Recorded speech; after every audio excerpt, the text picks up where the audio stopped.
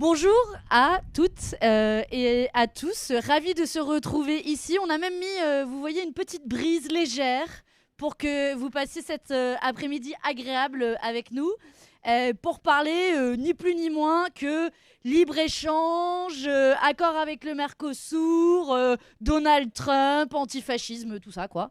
Un agenda super chargé. Et évidemment, un sujet qui est d'actualité. J'avais prévu depuis longtemps de faire cette conférence ici aux amphis. Et l'actualité n'a eu de cesse que d'ajouter un certain nombre de sujets.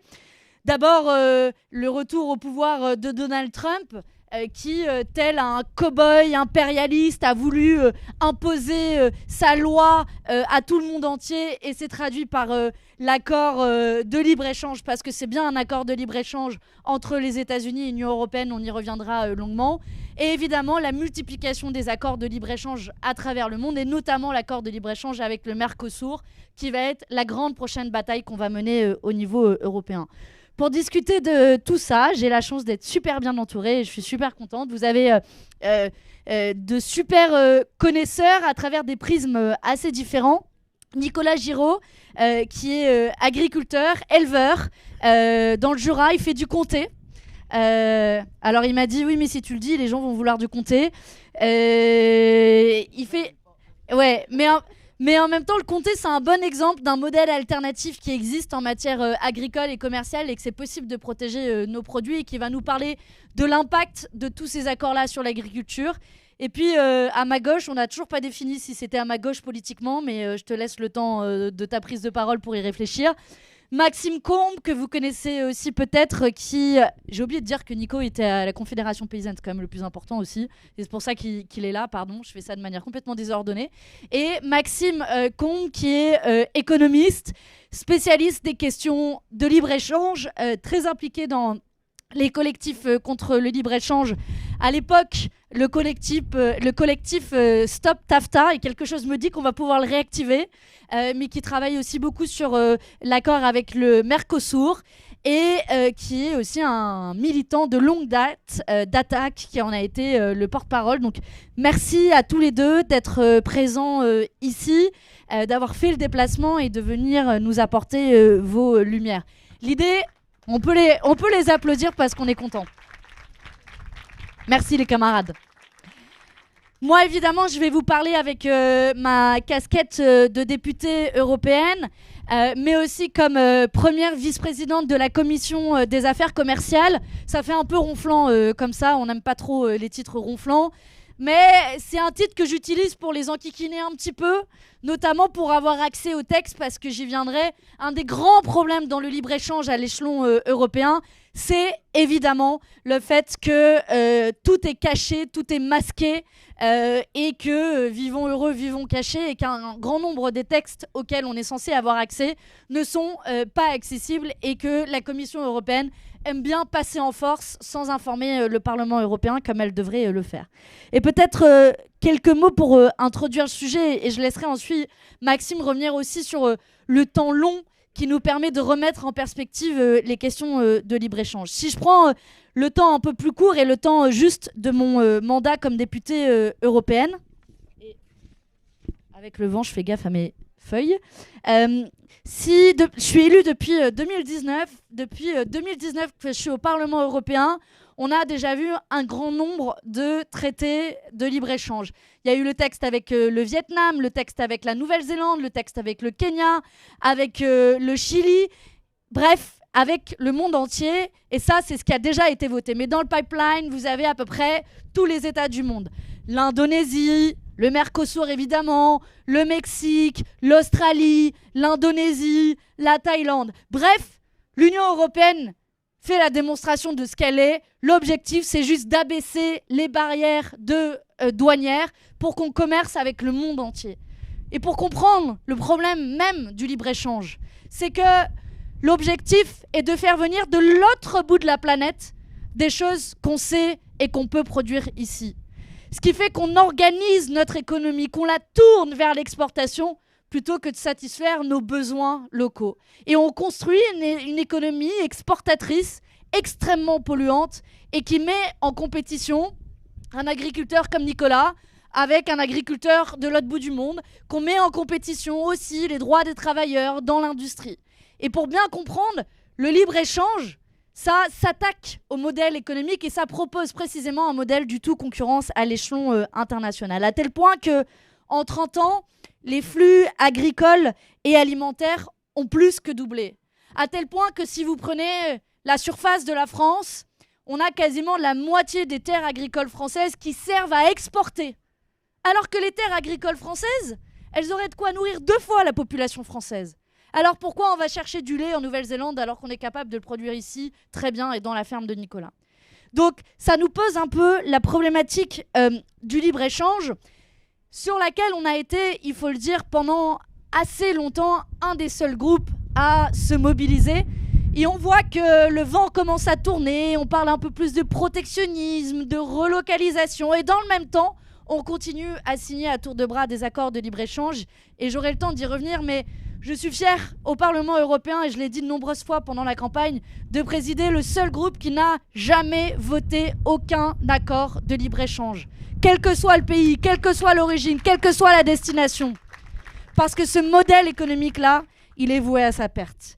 Je vais commencer par donner la parole à Maxime pour revenir un petit peu sur cette historique qui nous amène jusqu'à l'accord avec le Mercosur, qui est l'accord sur le point d'être voté au Parlement européen.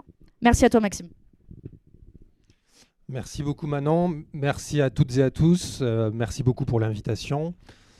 J'ai dit Manon, Madame l'eurodéputée, vice, voilà, et tous les titres qui vont avec. Je suis très heureux d'être ici, très heureux de pouvoir parler de ce sujet-là. Juste pour préciser qui je suis et d'où je viens, moi j'avais 18 ans en 1999 au moment de Seattle et du sommet de l'OMC qui a été bloqué par les prémices du mouvement altermondialiste. Et engagé dans le mouvement altermondialiste, j'ai de fait décidé de prêter, louer, vendre mon temps de cerveau utile aux causes auxquelles je crois, donc au suivi de cette mondialisation. Peut-être effectivement quelques mots pour essayer de prendre l'importance de ce qui va se jouer avec l'accord du Mercosur et de ce qui est en train de se jouer dans la confrontation avec Donald Trump. La première des choses, c'est que finalement, moi, quand j'ai commencé à militer il y a 25 ans, ces questions de mondialisation étaient largement connues. On en débattait souvent, publiquement, même si c'était violent. Il y a eu un retrait dans l'opinion publique. Il y a, je pense, une meilleure compréhension des effets de cette mondialisation-là, mais on parle moins souvent des mécanismes qui sont à l'œuvre à travers cette mondialisation, des séquences et des périodes dans lesquelles nous sommes. Donc, pour caractériser la période, il faut se rappeler qu'effectivement, les années 1980-1990, création de l'OMC en 1995, développement des accords qu'on appelle de libre-échange bilatéraux ou régionaux dans les années 90 et les années 2000, c'est l'âge d'or de la mondialisation. C'est cette mondialisation heureuse que nous avons due à la main. C'est cette idée que, effectivement, en ouvrant les frontières, en faisant en sorte qu'il y ait plus de biens et de services qui soient échangés aux 4 coins de la planète, eh bien, allait être produit plus de bonheur, plus de production dans chacune des régions, commerçant librement, avec donc moins de restrictions aux frontières, sur ces échanges de biens et de services. Et avec cela devait naître une mondialisation heureuse sur le plan économique, mais également heureuse sur le plan politique et géopolitique, fait de paix, de prospérité, de moins de guerres et de moins de tensions géopolitiques. Je ne vais pas faire 20 dessins, mais 25 ans plus tard, il ne me semble pas qu'on soit dans une situation où il y ait moins de tensions géopolitiques, moins de guerres, plus de paix et où la concorde régnerait à l'échelle planétaire. Donc ça, c'est une première fable qui nous a été vendue et qui aujourd'hui s'ébrèche simplement en regardant les faits. Cette mondialisation-là, elle s'arrête en 2008-2009.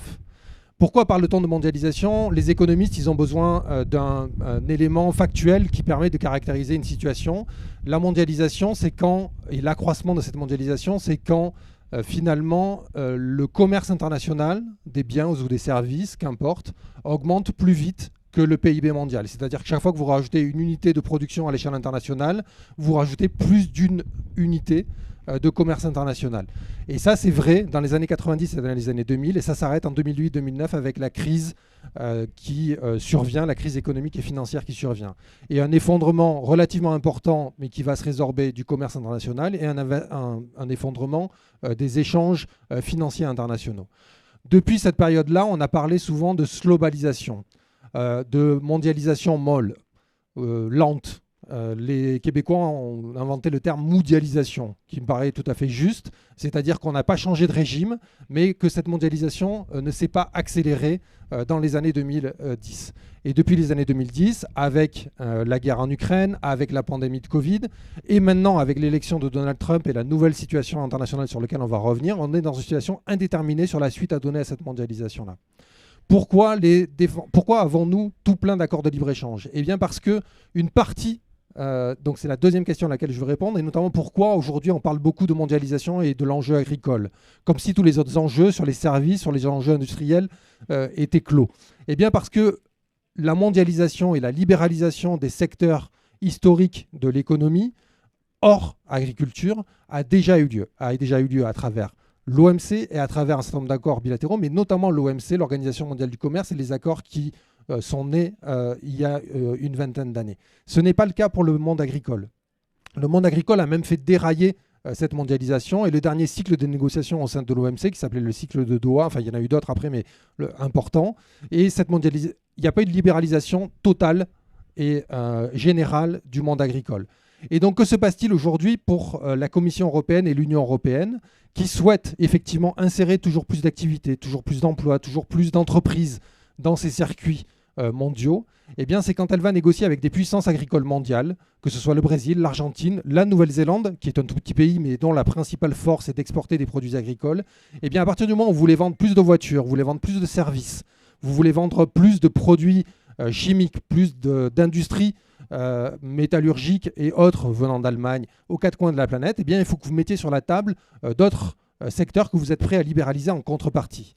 Et donc c'est pour cela que la question du monde agricole et la libéralisation du monde agricole européen revient avec tant d'insistance aujourd'hui sur l'accord UE-Mercosur, sur l'accord avec la Nouvelle-Zélande ou sur les accords à venir. Ça ne veut pas dire que les autres sujets n'existent pas, mais globalement les effets de l'ouverture du secteur industriel, du secteur des services européens a déjà eu lieu. Et on en a déjà vu les conséquences. Ces conséquences, elles sont palpables. C'est la désindustrialisation, c'est le fait de localiser une grande partie de la consommation des biens, y compris des services, avec notre rapport aux États-Unis, à l'extérieur de l'Union européenne, qui nous rendent dépendants de ces flux internationaux.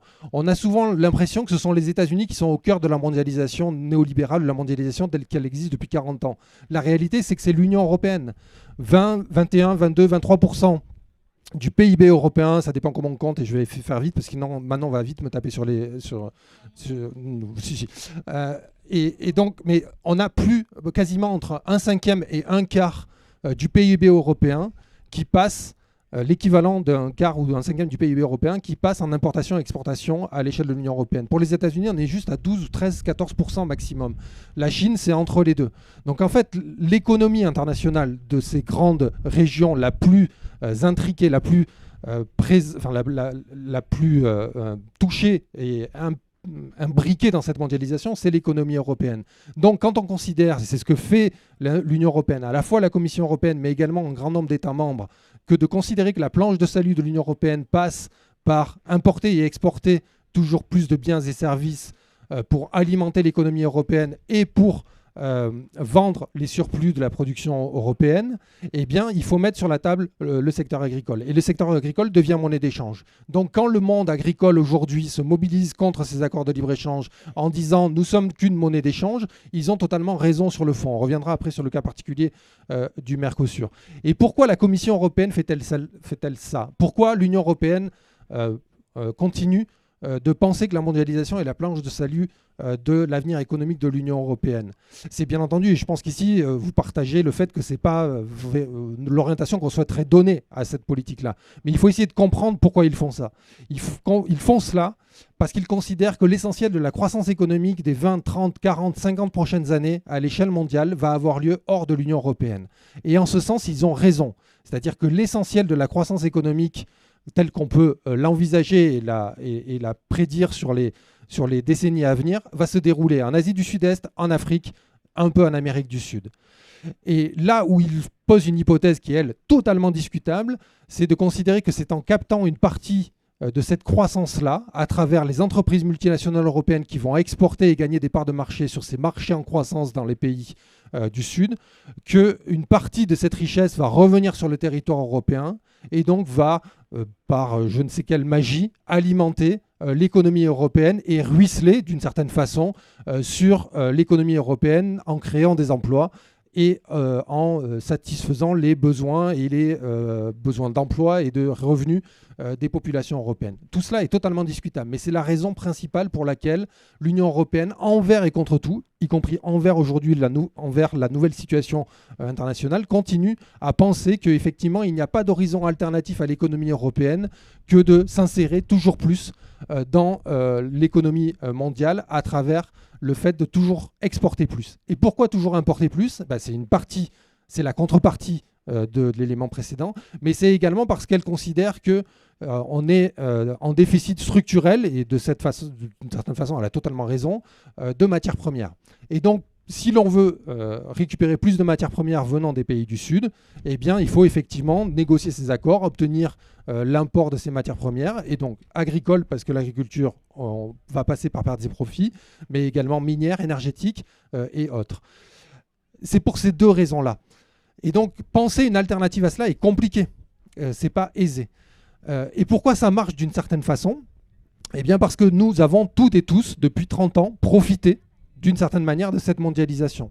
Nous avons, à l'échelle, au moins jusqu'en 2020, vécu une forme d'inflation très limitée à l'échelle de l'Union européenne, et ceci est le fruit d'avoir importé des produits à toujours plus bas coût venant des quatre coins de la planète, et ceci a donc satisfait une partie de la population européenne du point de vue de leur consommation. C'est-à-dire qu'on a pu accéder, y compris à des produits aujourd'hui coûteux en termes d'intrants techniques ou technologiques, à des prix relativement défiant toute concurrence. Et ça n'a été possible que par la mondialisation. Donc là encore, penser une alternative à cela n'est pas simple. La dernière chose que je veux dire dans cette introduction, et que je vais avoir oublié là tout de suite, je ne sais plus.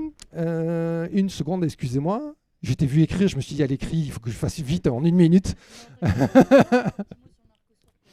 Ok. Oui, non, ce que je voulais vous dire, c'est du coup, du point de vue des économistes, et pourquoi, parce que souvent, quand on présente cela, on présente ces accords-là et tout cela, on le présente de telle façon à ce qu'on produise de la scandalisation, qu'on produise cela comme totalement aberrant, et ça a quand même une certaine logique. Et l'ouverture des frontières, le fait de... Oui, c'était en lien avec ce que je dit précédemment, excusez-moi, c'est que c'est pour satisfaire le consommateur européen. De fait, on oublie que le consommateur n'est pas que consommateur, je vais y revenir.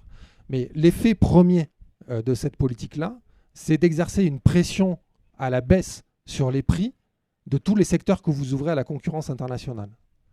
Parce que vous les ouvrez à des filières d'autres pays où les conditions sociales, où les conditions de production, les conditions climatiques, les conditions environnementales ne sont pas les mêmes. Donc nécessairement, le libre-échange, le fait de libéraliser des secteurs et de les mettre en concurrence avec leurs pendants d'autres pays, c'est organiser du dumping social, du dumping environnemental et s'assurer que les moins compétitifs disparaissent. Et dont les moins compétitifs ont disparu dans l'industrie. C'est l'industrie du nord de la France, c'est l'industrie de l'est de la France, l'industrie de bien des vallées qui a disparu. Et ce sera demain le monde agricole non protégé de cette mondialisation-là.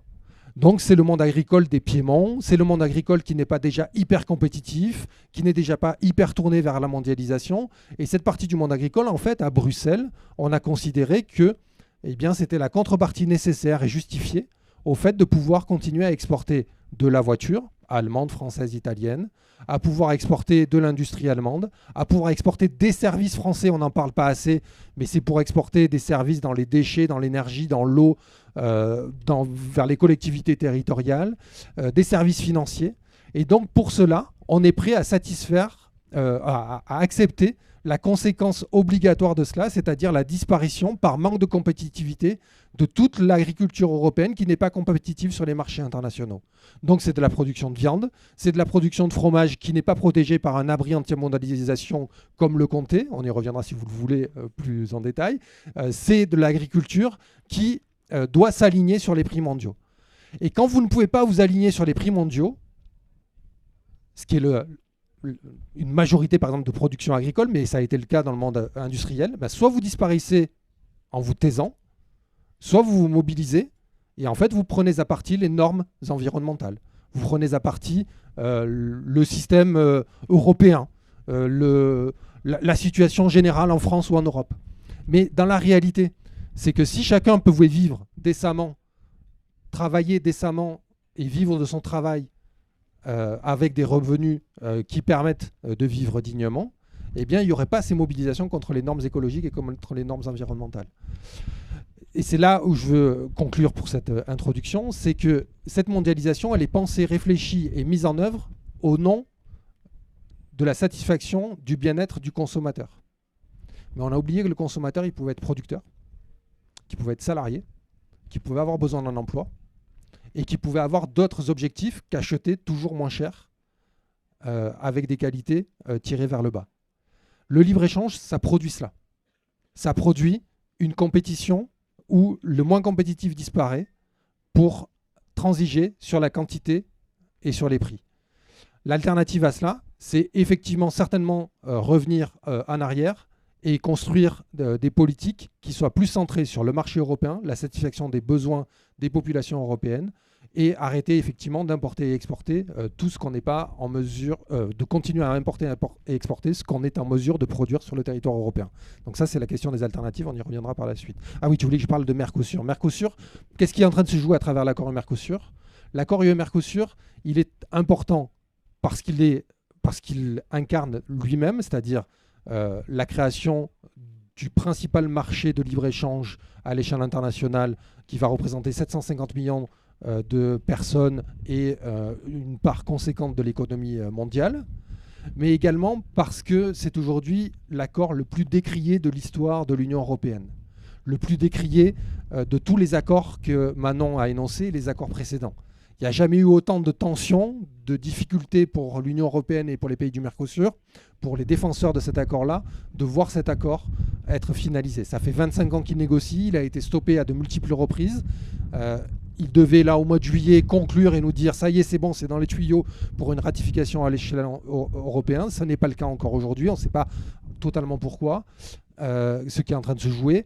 Mais globalement, soit on gagne, et on bloque cet accord-là et on réouvre le champ des possibles à l'échelle des politiques européennes, des politiques commerciales européennes, soit on perd et derrière on n'aura pas simplement Mercosur, mais on aura Inde, Indonésie, Australie, Afrique du Sud et tous ceux qui vont suivre avec, notamment celui avec les États-Unis, qui est en fait un véritable accord de libre-échange, enfin un accord très pernicieux qui vient d'être annoncé comme étant signé, sur lequel on va en revenir.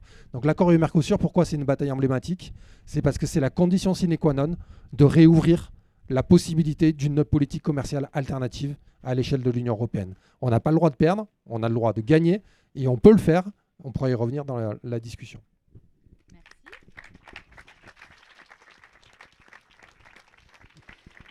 Merci beaucoup Maxime. Je vous avais prévenu que c'était un des meilleurs connaisseurs sur tout l'historique depuis 1999, le grand temps de l'altermondialisme qui, je pense, est temps de faire renaître.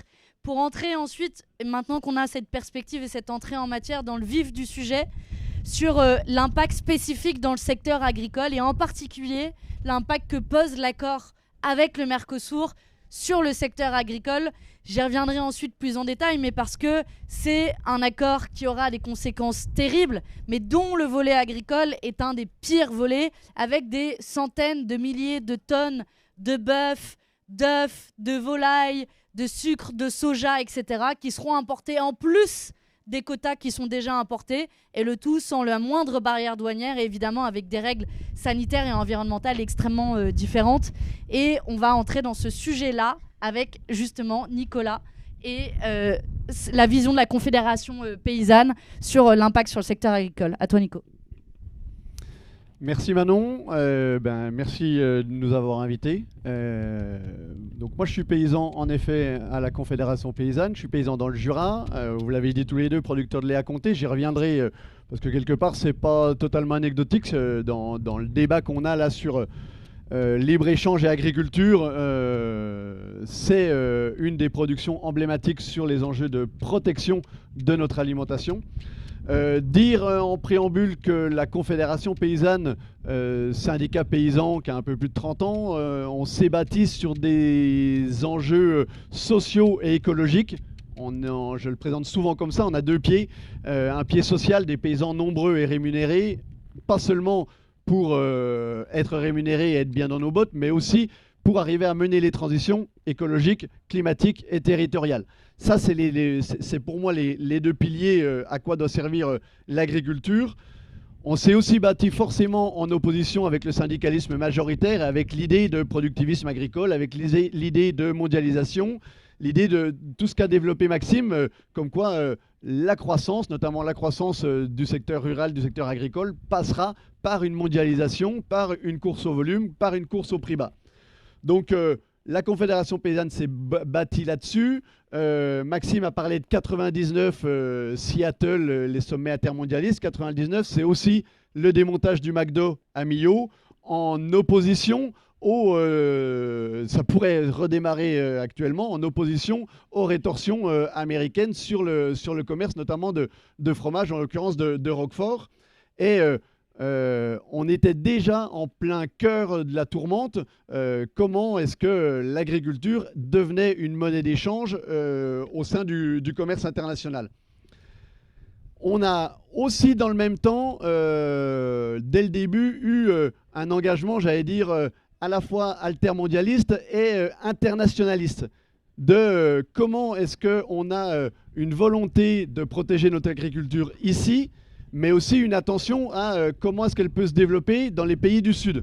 Parce que j'y reviendrai sur le Mercosur et sur les autres accords, il y a les enjeux européens, français européens, et il y a les enjeux dans le Mercosur et dans les autres pays sur la planète. Et on s'est engagé avec la Via Campesina, qui regroupe un peu plus de 180 syndicats paysans au niveau mondial, pour dénoncer les accords de libre-échange, les dénoncer en Europe, mais les dénoncer partout sur la planète. Et enfin, dénoncer tous les accords. C'est-à-dire que, là on va parler un peu plus spécifiquement du Mercosur, mais je voulais redire que la Confédération Paysanne s'oppose à l'ensemble des accords de libre-échange. C'est-à-dire qu'on ne va pas faire un tri sur les accords sur ceux sur lesquels on serait soi-disant gagnant et ceux sur lesquels on serait perdant.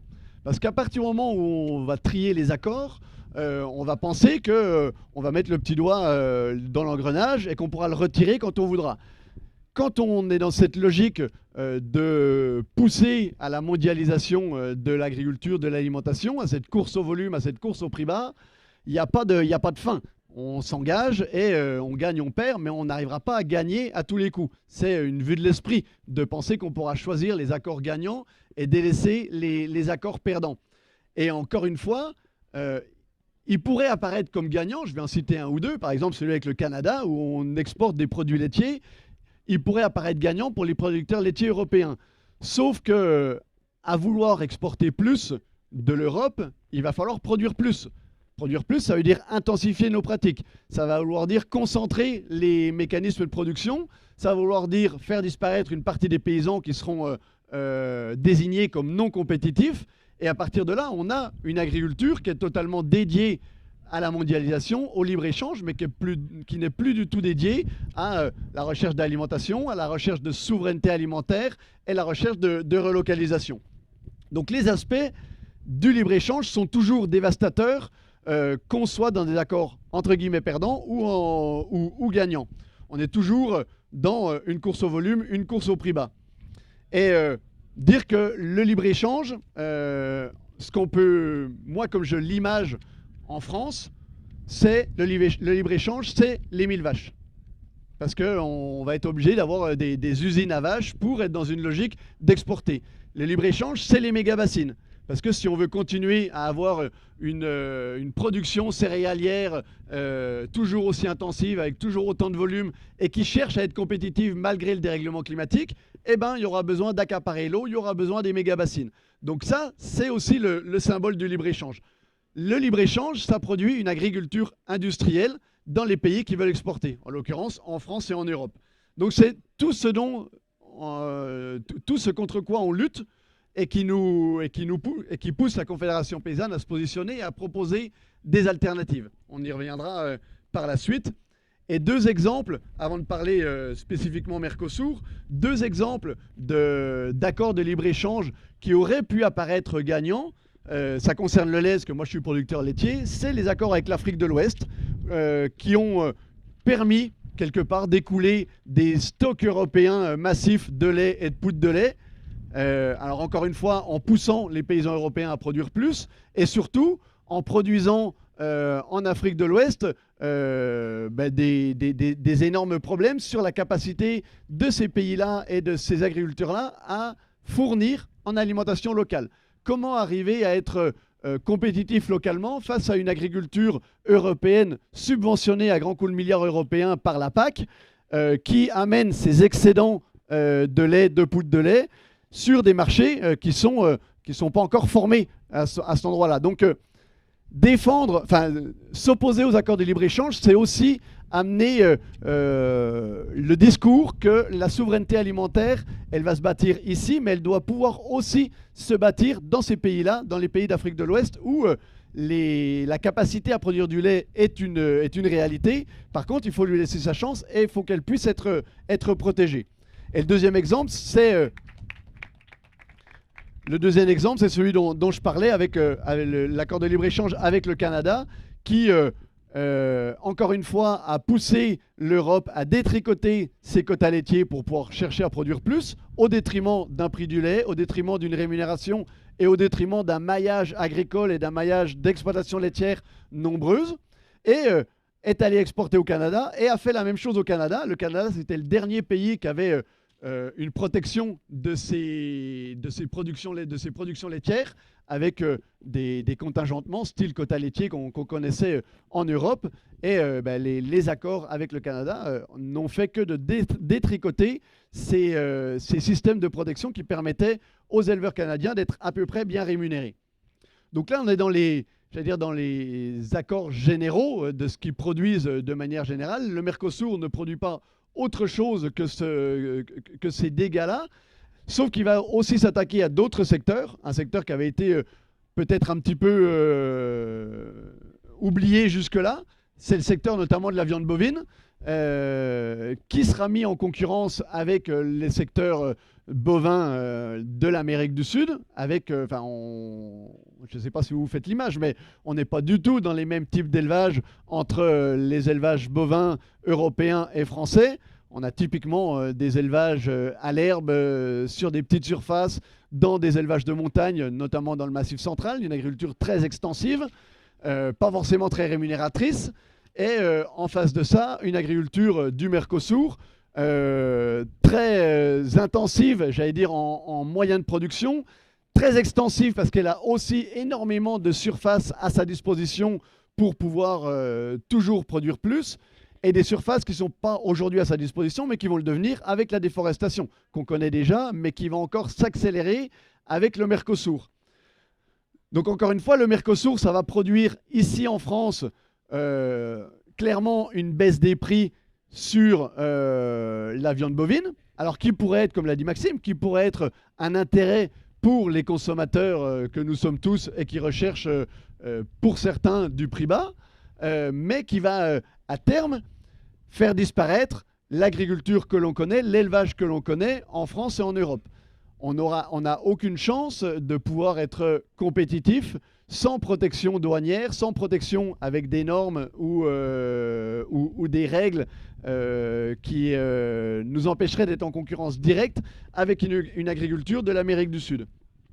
Et cette agriculture-là a localement en Amérique du Sud des effets très impactants, je l'ai dit, sur la déforestation, forcément sur le climat et également sur son agriculture locale.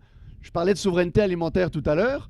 La souveraineté alimentaire, ce n'est pas une notion inconnue, c'est un droit à acquérir. La souveraineté alimentaire, c'est pas, on nous l'a rabâché depuis le début du conflit en Ukraine. La souveraineté alimentaire, pour certains, c'était la capacité à aller chercher de nouveaux marchés, produire plus pour permettre à d'autres de se nourrir. La souveraineté alimentaire, c'est pas ça.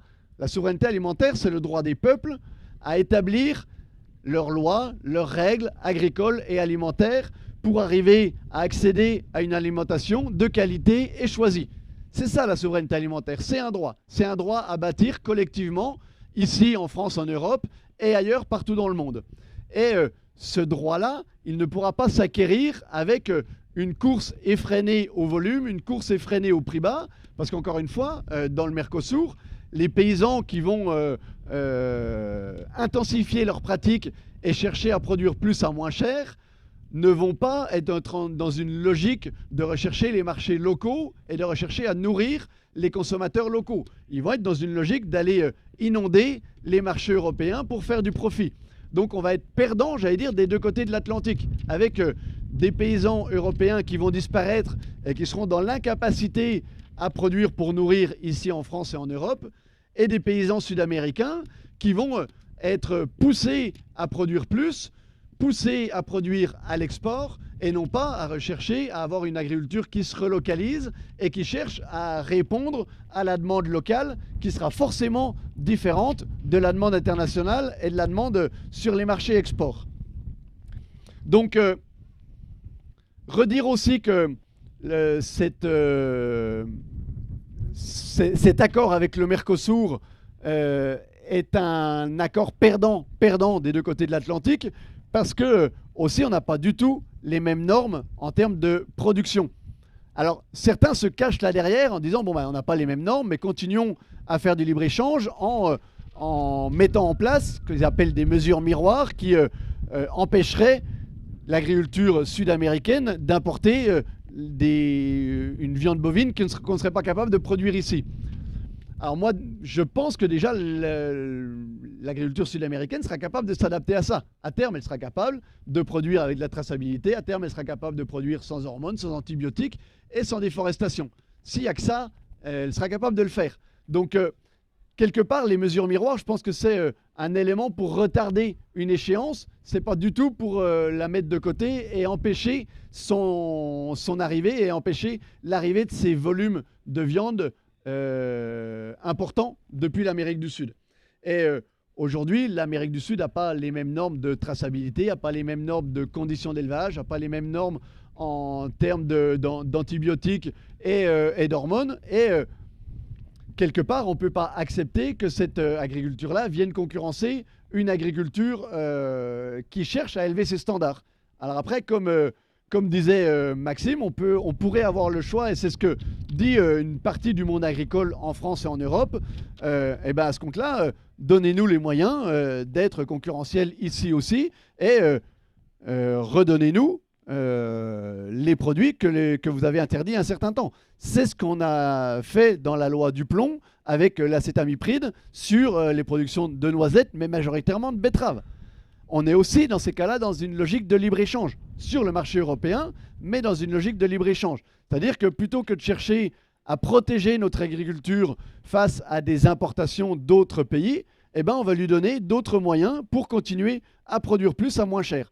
C'est l'acétamipride pour les betteraves, ça pourrait être les hormones de croissance ou les antibiotiques pour la viande bovine, ça pourrait être les OGM pour les céréales, et on n'en finit plus, quoi. On n'en finit plus, et c'est la course en avant, c'est la fuite en avant qui va ne faire que de détruire notre agriculture ici, de détruire nos moyens de production pour demain, parce qu'à un moment donné, quand on continue à produire plus, à chercher à produire plus, on va mettre en difficulté notre capacité à produire demain et après-demain et à bâtir enfin notre souveraineté alimentaire sur le territoire français et européen. Ce n'est pas en arrosant nos terres de pesticides et d'OGM qu'on va arriver à long terme à bâtir notre souveraineté alimentaire. On arrivera peut-être à très court terme à tirer notre épingle du jeu sur des marchés très spécifiques et sur de l'exportation, mais on va être dans une logique du produire plus et sur laquelle on ne sera pas concurrentiel à terme.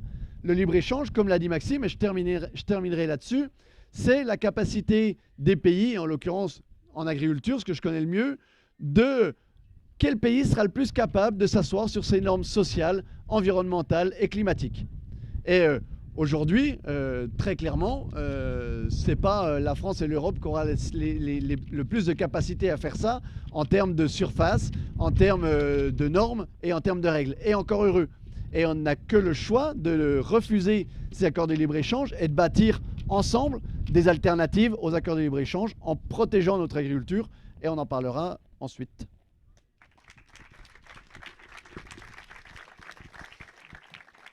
Merci beaucoup Nicolas pour compléter un petit peu sur l'accord de libre-échange avec le Mercosur tel qu'on le voit nous au Parlement européen. Oui pardon, je vous parle debout parce que comme je suis déjà toute petite, comme ça au moins je vous vois. Pour compléter, cet accord-là, c'est la quintessence de ce qu'on fait de pire en matière de libre-échange.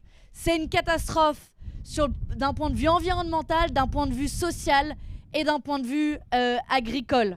C'est une catastrophe aussi d'un point de vue sanitaire. Si on le fait dans l'ordre, Nicolas parlait à l'instant de la différence de normes et de standards entre les États du Mercosur et les États de l'Union européenne. Pour vous donner une idée, le Mercosur, on a oublié de le redire et c'est important, Brésil, Argentine notamment, Paraguay, Uruguay. Au Brésil, c'est un pays qui est le deuxième importateur au monde de pesticides. C'est un pays où un tiers des pesticides qui sont autorisés là-bas sont interdits dans l'Union européenne. Donc, on va importer des produits qui sont fabriqués avec des pesticides qui sont interdits dans l'Union européenne. Et pire encore, pour vous dire à quel point l'hypocrisie est totale. Dans l'Union européenne, on a des entreprises qui produisent des pesticides qui sont interdits dans l'Union européenne. Ces pesticides sont envoyés au Brésil, servent à produire un certain nombre de produits agricoles, puis ensuite sont renvoyés en France et en Europe et se retrouvent dans votre assiette, alors qu'en théorie, ils sont interdits par l'Union européenne. Petite chute de verre d'eau, tout va bien. Donc, ça vous donne une idée de la folie d'un point de vue sanitaire. Et c'est pour ça que quand je vois la mobilisation sur la loi du plomb, enfin l'accord Mercosur, c'est loi du plomb fois 1000. Parce que l'acétamipride, c'est un néonicotinoïde. Mais si vous prenez l'ensemble des néonicotinoïdes qui sont autorisés dans l'Union européenne par rapport à des États comme le Brésil et l'Argentine, la différence est colossale. Et si on va même au-delà de ceux qui sont autorisés et interdits, quand il y a des seuils qui existent, ces seuils sont aussi très différents. Je vous donne juste un exemple. Sur les glyphosates, par exemple, la limite des résidus de glyphosate dans l'eau, elle est 5000 fois supérieure au Brésil que dans l'Union européenne. Donc, quand il existe des choses qui sont autorisées, il y a quand même des seuils qui existent en Europe. Eh bien, ces seuils sont aussi pas les mêmes. Donc, non seulement il y a des produits qui sont interdits chez nous et autorisés là-bas et qui vont être importés, mais en plus de ça, les seuils ne sont pas les mêmes. Ça, c'est pour le volet sanitaire qui est déjà extrêmement catastrophique. Ensuite, si l'on prend... Ça, c'est sur la base des règles d'aujourd'hui. Mais si je rajoute à ça... Hop, ouais, vas-y, ouais. Sinon, je vais pas arriver à tenir deux choses à la fois. Vas-y, plie-la, celle-là, on s'en fout. Si on prend la suite de... Ça, c'est à partir des règles. Mais quand bien même le peu de règles qu'il y a, ces propres règles seraient extrêmement difficiles à vérifier. Je vous explique. Vous avez peut-être vu, cet été, j'ai fait une mission avec la commission des affaires commerciales dans laquelle je siège au Brésil. Alors ça a fait hurler les médias de Bolloré & Co qui ont fait « Regardez !» JDD a fait un article « Manon Aubry va en vacances au Brésil ». Alors non, ça s'appelle une mission parlementaire. Je comprends que vous n'ayez pas l'habitude avec Jordan Bardella parce que je l'ai jamais vu faire la moindre mission parlementaire. C'est sûr que c'est un peu différent de Jordan Bardella. Je mets ça de côté. Et donc cette mission parlementaire, elle avait quand même au moins l'utilité d'aller notamment visiter le port de Santos. Le port de Santos, c'est le plus grand port d'Amérique latine. C'est juste à côté de Sao Paulo, donc côté de la mer au Brésil. Sao Paulo, capitale économique du Brésil. Et on a rencontré les responsables du port et on leur a demandé quel était le volume de marchandises qu'ils voyaient passer. Soit dit en passant, lequel port a été racheté par CMA-CGM une entreprise que l'on connaît bien, qui est notamment possédée par Rodolphe Saadé et qui possède notamment BFM. Je ferme cette parenthèse. Et quand on leur a demandé, bon, quel est le volume de marchandises, quand même plus grand port d'Amérique latine, 20 000 camions par jour. 20 000 qui défilent, dont une partie vont partir en effet pour l'Union européenne. Et quand on leur demande, mais combien d'inspecteurs sanitaires vous avez? Parce qu'il y a très peu de règles, mais il en existe quand même quelques-unes. 30. 30 inspecteurs pour 20 000 camions. Je vous laisse faire le calcul, hein, le nombre de camions par inspecteur. On voit bien que ces normes, de toute façon, le peu de normes qu'il y a est impossible à faire respecter. Et c'est pas moi qui le dis, c'est la Commission européenne elle-même qui a fait un rapport et qui a dit qu'elle était incapable de garantir que le bœuf exporté du Brésil vers l'Union européenne ne contenait pas de l'oestradiol, qui est une hormone qui est interdite dans l'Union européenne depuis 1988, car considérée comme cancérigène. Donc on arrive dans une situation où l'Union européenne reconnaît elle-même qu'elle va nous empoisonner, que ce qui va arriver dans nos assiettes en Europe va être empoisonné, d'autant plus que l'objectif d'un accord de libre-échange même est d'abaisser le niveau de contrôle. Ça, c'est sur le point de vue sanitaire. Sur le point de vue agricole, je ne reviens pas dessus dans le détail parce que Nico l'a détaillé et est revenu là-dessus. Juste un élément pour ajouter, c'est qui est gagnant à la fin. Tu as dit qui étaient perdants, les paysans. Mais le seul acteur qui est gagnant, c'est l'agro-industrie. C'est les immenses entreprises agro-industrielles qui sont présentes notamment au Brésil dans des exploitations. La moyenne, tu m'arrêtes si je me trompe, la moyenne des exploitations agricoles en France, je crois que c'est autour de 70 hectares, un truc comme ça. Devinez la taille moyenne des exploitations agricoles au Brésil. 500, 1500, qui dit mieux? On est aux enchères. Fais ça participatif. 20 000 ici, qui dit mieux? Non? Ça s'arrête à 20 000? 100 000, 50 000, 150 000. Ouais, vous êtes encore en dessous. Alors la taille, ça dépend si on prend la taille moyenne, la taille médiane. Sur des tailles moyennes et médianes, on va être autour de ça, mais vous avez des exploitations qui vont jusqu'à 500 000 hectares. Des exploitations qui font la taille d'une région entière française, et ça c'est une exploitation. Je suis allée dans la région de Sao Paulo, un peu plus au nord. Vous avez la capitale de l'agro-industrie. Et là-bas, vous avez des exploitations agricoles à perte de vue. Avec là-bas des paysans qui se battent aussi dans le cadre du mouvement des paysans sans terre et qui se battent pour reprendre le contrôle de leurs terres. Parce que le problème, décidément, on va avoir tous les verres d'eau qui se renversent. Parce que là-bas, la conséquence directe, c'est que ces paysans qui se battent pour leurs terres ont leurs terres qui sont aussi volées par l'exploitation agro-industrielle. Mais quand Nicolas va parler du modèle alternatif que l'on défend, ce modèle, c'est aussi le modèle là-bas pour lequel des paysans se battent pour diversifier. Parce que, résultat, on se retrouve avec des immenses champs agro-industriels qui font du sucre de canne et qui sont prêts pour l'export et qui ne servent même pas non plus à nourrir la population brésilienne. Et enfin, le dernier drame de cet accord, il est évidemment environnemental, à plusieurs égards. D'abord, qui peut penser sérieusement que, quand bien même, je ne reviens pas sur l'impact environnemental de la consommation de bœuf qui est évidente, et le type de modèle agricole qui est privilégié, qui est lui-même extrêmement polluant.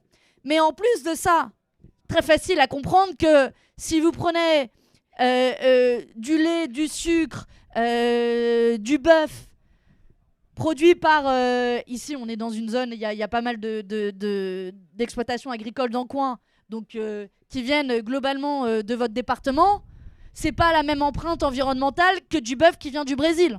Pas besoin d'avoir un bac plus 18 pour comprendre ça. Mais non, vous avez la Commission européenne qui vient et qui vous dit c'est l'accord le plus environnemental qu'on ait jamais fait. Mais le principe même du libre-échange est contraire aux accords de Paris. Alors comme ça fait beau de parler des accords de Paris, ils ont fait une petite annexe qui est absolument pas contraignante, en disant que quand même il faut respecter les accords de Paris. Mais l'Argentine de Milei quitte les accords de Paris, oh c'est pas si grave. Et puis évidemment derrière cet accord il y a aussi la question de la déforestation spécifique au Brésil, où quand vous avez besoin de produire toujours plus, d'une agriculture plus intensives, eh bien évidemment vous avez besoin de plus de terre et que vous prenez sur l'immense poumon qu'est l'Amazonie et qui a conduit l'Union européenne même à reporter son texte sur la déforestation. Donc on s'est complètement couché pour faire plaisir aux entreprises agro-industrielles qui sont les seules gagnantes. Et pour conclure sur ce point-là, Maxime parlait à l'instant de comment on va mener la bataille, et il a raison de dire que cette bataille, elle est emblématique. Soit on la gagne, et on met enfin un coin dans ce modèle de libre-échange, et c'est tout le modèle économique du libre-échange auquel on s'attaque. Soit on perd cette bataille, et le nombre d'accords qui vont venir par la suite va être extrêmement dramatique. Et le problème, c'est que la Commission européenne a bien compris l'importance de cette bataille, et tente de passer en force. Elle tente de passer en force, notamment en changeant la base juridique de l'accord. Alors d'abord, petit court principe de base parlementaire. Le Parlement européen est normalement co-décisionnaire. Donc normalement, nous participons à écrire la loi en matière commerciale. Alors ça, la Commission européenne, elle en a fait une belle boulette en papier, comme on vient de faire à l'instant, et puis elle l'a jetée à la poubelle en mode on s'en fout du Parlement européen. Ils ont négocié pendant l'ensemble des négociations sans jamais que nous, au Parlement européen, on ait accès au texte. Et donc, quand je vous dis que la bataille, on va la mener tous azimuts, on va la mener en déposant à la rentrée un recours auprès de la Cour de justice de l'Union européenne en proposant au Parlement européen de le voter pour que la Cour de justice de l'Union européenne statue sur la compatibilité non seulement de l'accord avec un certain nombre de textes fondamentaux de l'Union européenne, à commencer par la loi climat, à commencer par les accords de Paris, parce que ils sont beaux les traités européens, mais ils les respectent que quand ça les arrange. Mais aussi sur la méthode et la procédure, puisque le droit d'information du Parlement européen n'a pas été respecté. Ça, c'est la première piste sur laquelle on va se battre. Et puis, sur le point de vue démocratique, je le disais, ils essaient de passer en force parce qu'ils ont bien compris que le vent a tourné. Maxime l'a un peu expliqué. Si on fait un sondage dans la rue, personne n'a envie de bouffer un truc qui vient de l'autre bout de la planète sans savoir comment il a été produit. Et donc, comme ils sentent le vent tourner, ce qu'ils sont en train de faire, c'est de concrètement changer la base juridique pour que les États et les parlements nationaux ne soient pas consultés. Normalement, sur un accord de libre-échange, l'ensemble des parlements nationaux, donc le Parlement français, le Parlement belge, le Parlement allemand, etc., doit être consulté et voté dessus. Vous imaginez bien que le Parlement français, y compris dans son côté très volatile actuel, il n'y aurait pas eu de majorité au Parlement français sur l'accord avec le Mercosur. Et donc la Commission européenne s'est dit, c'est pas grave, on va changer la base juridique et on va en faire une autre base juridique pour faire en sorte qu'il faut juste une majorité qualifiée des États membres et puis on ne consulte plus les parlements nationaux. Là aussi, notre cour à la Cour de justice de l'Union européenne va contester ce changement de base juridique. Mais à la fin des fins, oui, le Parlement européen aura le dernier mot. Le Parlement européen aura le dernier mot. Quoi qu'il arrive, ça, ils ne pourront pas le changer. S'il y a une majorité de voix au Parlement européen contre cet accord est mort.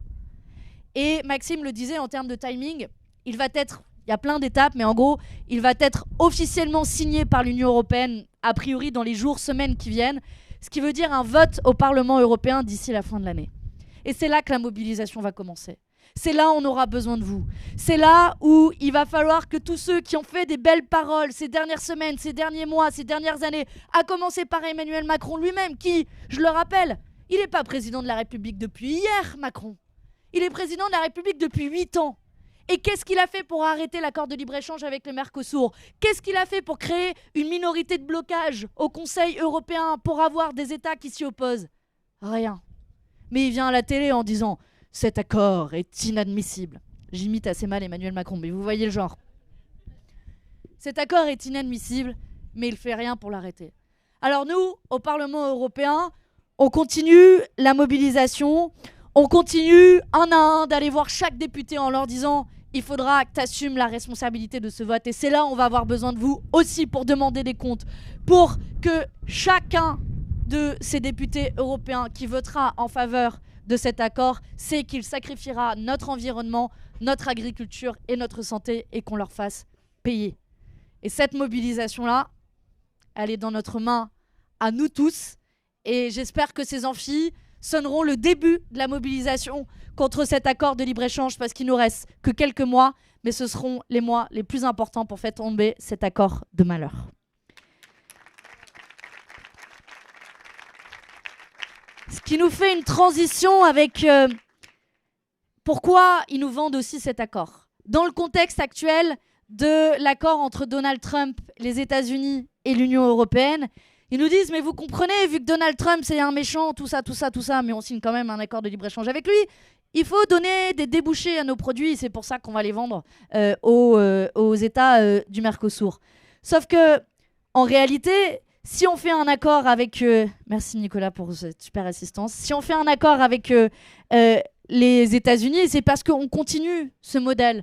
Parce qu'on continue à privilégier les entreprises exportatrices, par exemple les entreprises automobiles, pour qu'à tout prix, elles puissent vendre leurs voitures aux États-Unis. Et cet accord, Maxime a raison de le qualifier comme un nouveau TAFTA. Il a été pas suffisamment traité comme tel, je trouve, dans les médias, même s'ils sont réveillés un peu tard en mode « Ah bon, il y a ça ?» Bah oui, ça fait des mois qu'ils négocient et on savait très bien, l'Union européenne avait affiché la couleur dès le début. Et donc peut-être, Maxime, tu peux revenir sur les détails de l'accord entre Trump et l'Union européenne, d'autant plus qu'a été plus ou moins publié, plus ou moins les détails hier, mais tu y reviendras parce qu'ils essaient là aussi de contourner le Parlement, les institutions européennes. À toi, Maxime, merci. Merci beaucoup Manon. Alors, puisque tu parlais, permets-moi juste une incise sur la mobilisation Mercosur, parce que je suis économiste et tout ça, mais je vous ai dit que je travaillais avec le monde associatif, syndical, ONG sur ces questions-là. Donc je co-anime ce qu'on appelle le collectif national Stop CETA Mercosur, qui avant était le collectif Stop TAFTA, donc il y a en gros l'espace des ONG, donc Greenpeace, les Amis de la Terre, France Nature Environnement, je vais en oublier plein, des syndicats, la CGT, FSU Solidaire, des associations, ATTAC, des collectifs citoyens, un collectif donc national d'organisation qui a confié à ce collectif-là la charge de faire un suivi de la politique commerciale européenne, des accords en train d'être négociés et donc de construire les mobilisations citoyennes sur ces accords-là. Sur l'accord Mercosur, on est dans une situation un peu spécifique en France, puisqu'officiellement, tout le monde est contre. D'Emmanuel Macron, je vais y revenir, d'Emmanuel Macron à la gauche, toute la gauche, à la droite, toute la droite, jusqu'à l'extrême droite, tout le monde a pris des positions contre l'accord Mercosur. Plusieurs résolutions ont été votées au Parlement français et unanimité quasi, hormis quelques, on va passer les détails, mais tous les groupes ont voté contre l'accord Mercosur. Et donc du coup, il est difficile de faire vivre ce débat-là publiquement en France, parce que ce qui intéresse les journalistes, c'est quand il y a du clivage politique. Et là, en fait, il faut aller dans les détails. Il faut aller regarder ce que Emmanuel Macron dit précisément. Bon, ça c'est un peu plus compliqué. Donc, pour mener bataille sur cet accord-là, on a deux outils qui sont sur pied. La première est une chose dont vous pouvez vous emparer dès que vous rentrez chez vous. C'est-à-dire qu'on a proposé une campagne d'interpellation des collectivités territoriales. Ça a tout plein d'intérêts politiques, je ne vais pas m'étendre. Il paraît qu'il y a des municipales bientôt, ça peut faire bouger des lignes, ça peut avoir quelques intérêts. En gros, c'est de demander aux collectivités territoriales de se positionner contre l'accord UE-Mercosur et pour la relocalisation écologique et solidaire. C'est-à-dire qu'on travaille dans la mobilisation, mais aussi sur une perspective d'alternative, ce qui n'est peut-être pas sans lien avec un certain nombre de débats que vous pouvez avoir ici sur qu'est-ce qu'il faut faire de ces municipales, et pas sans lien non plus avec un débat qui nous prend tous, c'est qu'est-ce qu'il faut faire avec le Front National et l'extrême droite. Parce que l'extrême droite, l'alternative, c'est la frontière nationale. Nous, c'est pas ça. Du commerce entre Vintimille et Nice, franchement, ça ne nous pose pas de soucis. Ou entre le nord de l'Espagne et au sein du pays catalan ou au sein du Pays basque, c'est pas ça. Le problème, c'est pas la frontière française. La question, c'est de relocaliser. Bon voilà. Donc du coup, on a une proposition, c'est faire voter aux collectivités territoriales des motions de ce type-là pour faire débattre dans les collectivités, pousser les gens à se positionner, les élus à se positionner, et aussi faire vivre le débat sur un plan local et montrer qu'il n'y a pas que la coordination rurale et la FNSEA qui se mobilisent contre cet accord-là et nos amis de la Confédération paysanne, mais il y a aussi des collectifs citoyens, mais il y a aussi des élus, et on peut faire vivre un discours alternatif par différents biais. Et cette bataille pour faire que les collectivités se prononcent, vous pouvez le faire avec ATTAC, vous pouvez le faire avec la Conf paysanne locale, vous pouvez le faire avec tout plein de gens. Donc ça, c'est une chose qui existe. Tous les outils sont en ligne. Je pourrais vous redonner les liens. Vous me laisserez vos coordonnées, je vous les enverrai. Deuxième chose, c'est qu'on attendait que la Commission, c'est un peu technique, mais que la Commission européenne qui a finalisé le texte, qui l'a traduit dans toutes les langues, qui en a fait une analyse juridique et tout cela, le transmette au Conseil, c'est-à-dire aux 27 États membres de l'Union européenne, aux capitales européennes, pour que les capitales se positionnent et que demain elles votent au Conseil. Ceci n'a pas été fait. Ça aurait dû être fait fin juin, début juillet. On ne sait pas pourquoi précisément. Est-ce que c'est parce que Macron était vraiment énervé ? Possible, mais pas sûr. Est-ce que c'est parce qu'il y a trop de contradictions internes au sein de l'UE ? Possible, mais pas sûr. Je suis désolé, je n'ai pas la réponse à cette question-là et personne ne l'a à ce stade. Ce qui est sûr, c'est qu'ils ont repoussé. Mais dès qu'ils vont le faire, on a un outil d'interpellation en ligne à l'échelle européenne de tous les décideurs politiques nationaux pour leur demander de voter contre cet accord-là. Donc la même campagne se déroule dans tous les pays européens et se déroulera en France. Et ce sera sur le site du collectif national Stop TAFTA que vous pourrez signer et interpeller les décideurs politiques. Elle n'est pas en ligne encore parce qu'on attend le momentum, le moment où on va en parler, parce que sinon ça ne sert à rien. Voilà. Donc ça, c'est sur la campagne. La deuxième chose que je vais dire, et je vais arriver sur Trump et ce qui est en train de se passer, c'est que dans mon histoire de tout à l'heure, je me suis arrêté à le Covid, la guerre en Ukraine et cette situation dans laquelle nous sommes, où en fait tout est en train de voler en éclats. Le monde rose qu'ils nous ont promis et annoncé de cette mondialisation heureuse née dans les années 80-90 est en train de voler en éclats. C'est-à-dire qu'il n'y a plus aucune grande puissance à l'échelle planétaire qui respecte les règles de l'Organisation mondiale du commerce. Trump le premier, mais c'est également vrai de la Chine, et y compris l'Union européenne, des fois s'aventure sur un terrain un peu différent aujourd'hui. Vous avez 3 scénarios possibles. Le premier, c'est la loi de la jungle de Donald Trump. C'est la loi du plus fort. C'est celui qui impose ses règles au reste de la planète. Et donc du coup, on fait fi de toutes les solidarités possibles, on fait fi des populations du Sud, on fait fi de tous ceux qui ne pourront pas s'aligner, ne pourront pas compétitionner vis-à-vis des multinationales européennes. Ça, c'est la loi de la jungle. Et d'une certaine façon, c'est ce que veut le Rassemblement national. C'est que finalement, dans cette mondialisation, c'est le plus fort qui décide et les autres s'alignent. Nous, on ne veut pas de cela. On ne veut pas de cela. Mais c'est aujourd'hui ce qui a le vent en poupe. Ensuite, il y a un deuxième scénario, c'est celui aujourd'hui des institutions européennes. Mais quand vous creusez, quand vous discutez un peu sérieusement avec eux, moi j'ai l'occasion de le faire notamment avec des gens de l'Institut de l'Or, en fait, ils n'ont pas de scénario alternatif. C'est de dire, non mais tout ça va s'arrêter et on va revenir à cette c'est une parenthèse, on va revenir à cette période bien heureuse de la mondialisation qui nous a tant apporté dans les années 90 et dans les années 2000. Et donc du coup, c'est pour cela qu'aujourd'hui, vous avez la Commission européenne qui dit, et qui face à Trump, courbe l'échine et dit, oui, donnons-lui un petit peu et on va attendre que ça passe. Mais non, tout est en train de voler en éclats. C'est-à-dire que plus personne ne respecte cela. La bataille qui est à l'œuvre aujourd'hui à l'échelle internationale n'est pas une bataille finalement pour savoir si vous exportez un peu plus de vin ou de spiritueux, un peu plus de bagnole ou pas. La bataille à l'échelle internationale entre la Chine et les États-Unis, c'est une bataille pour le contrôle des infrastructures de la mondialisation. Les infrastructures de la mondialisation, elles sont financières. C'est-à-dire qui détient le système financier international. Elles sont technologiques. Qui détient les unités et les instances de production de la technologie de demain. Donc c'est l'IA, l'intelligence artificielle, ce sont tous les aspects technologiques, les chipsets, c'est tout ça. Qui c'est qui a la main là-dessus ? C'est Nvidia. Qui aura Nvidia dans les années à venir ?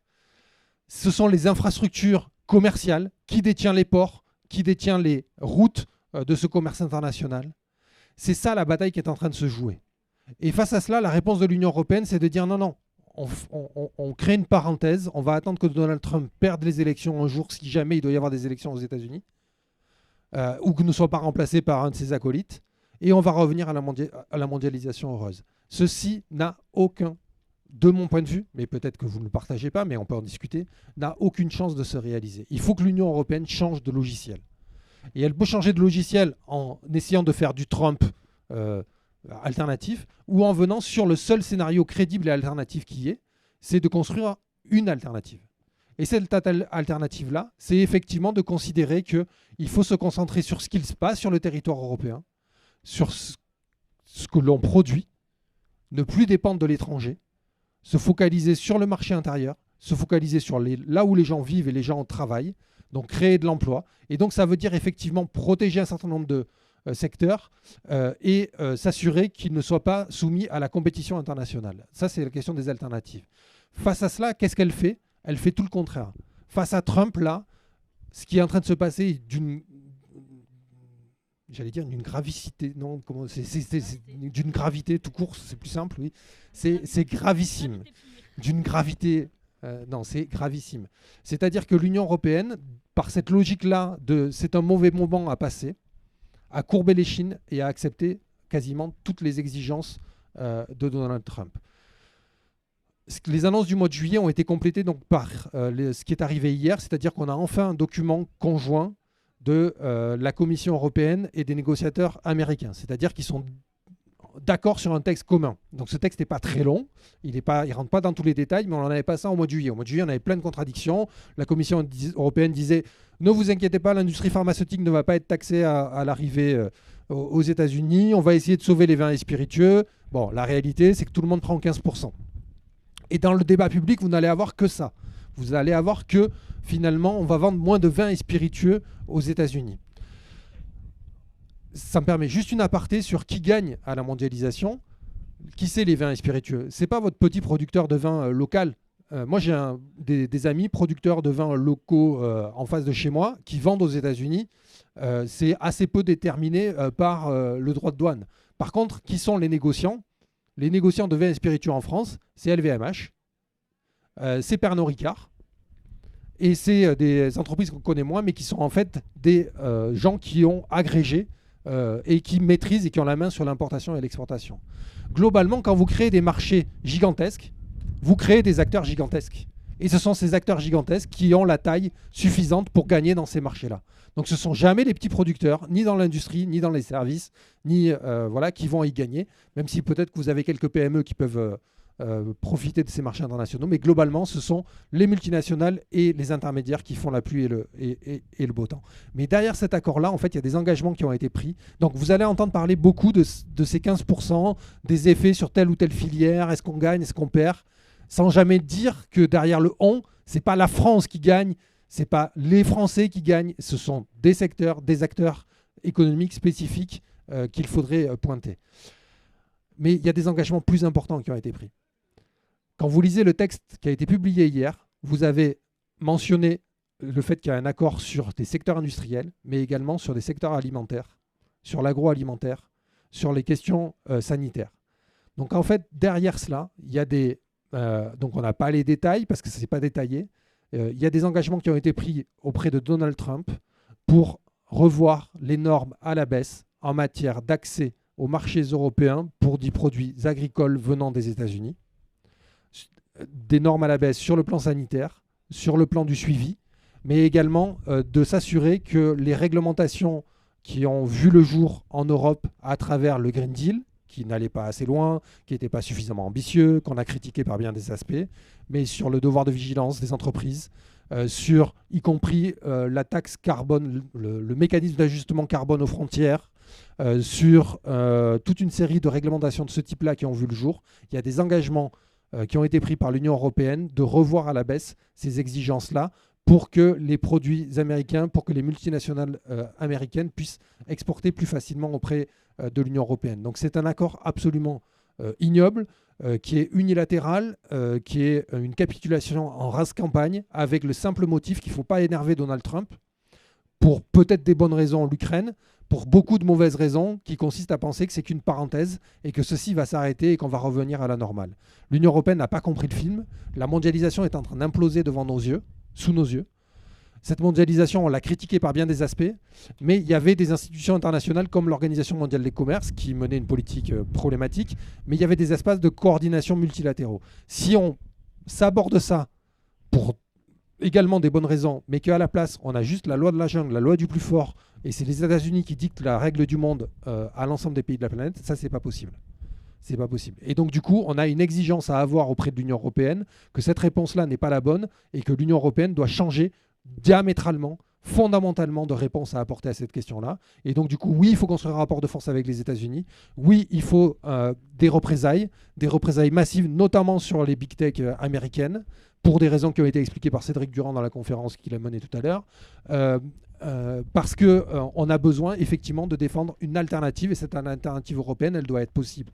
Donc à l'échelle européenne, mais également dans d'autres pays sur la planète. Tout ce qu'on a dit là, sur la relocalisation, sur la souveraineté alimentaire, sur les exigences de protection et tout cela, il ne faut pas que ce soit uniquement possible à l'échelle de l'Union européenne. Il faut que aussi, dans les banlieues d'Hanoï et de Dhaka, ils puissent faire et mener des trucs alternatifs et ne plus dépendre des marchés exportateurs européens. Donc voilà, c'est tout ce modèle-là qu'il faut réinventer. C'est hyper compliqué, mais c'est la bataille du moment. C'est ce qui se joue là dans les 15 prochaines années. Soit on la gagne, soit on va vers des jours assez tristes et funestes. J'aurais dû le dire dans l'autre sens. Soit on va vers des jours tristes et funestes, soit on la gagne et on peut le faire.